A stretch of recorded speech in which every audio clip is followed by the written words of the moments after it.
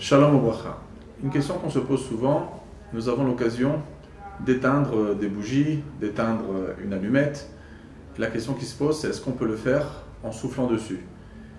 Dans le Shulchan Aruch, il n'y a rien qui a été écrit clairement dessus, mais il y a des sources très lointaines, comme le Midrash Chupat Eliyahu, qui a été apporté par beaucoup de Sfarim Magdoshim, comme le Reshit Chochma, et ça pourrait remonter jusqu'à Rabbi Yehuda Hanassi, qui dit là-bas, clairement, parmi les choses qui peut mettre en danger une personne, c'est de souffler avec la bouche sur une bougie, ou sur n'importe quelle flamme, en l'éteignant, avec le souffle. Donc, ça c'est Damo Berosho, c'est quelque chose qui nous met en danger.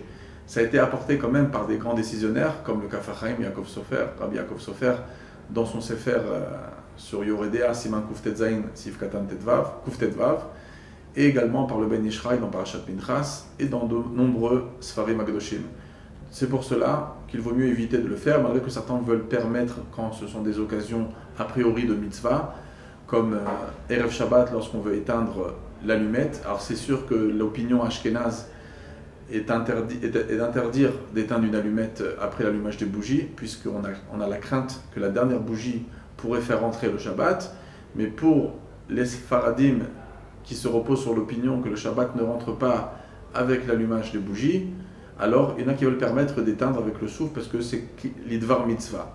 La vérité, c'est qu'on ne voit pas tellement de mitzvah qui a d'éteindre une allumette, et donc concrètement, il vaut mieux s'abstenir d'éteindre à n'importe quelle occasion avec le souffle de la bouche. Il y a d'autres manières d'éteindre une bougie ou une flamme.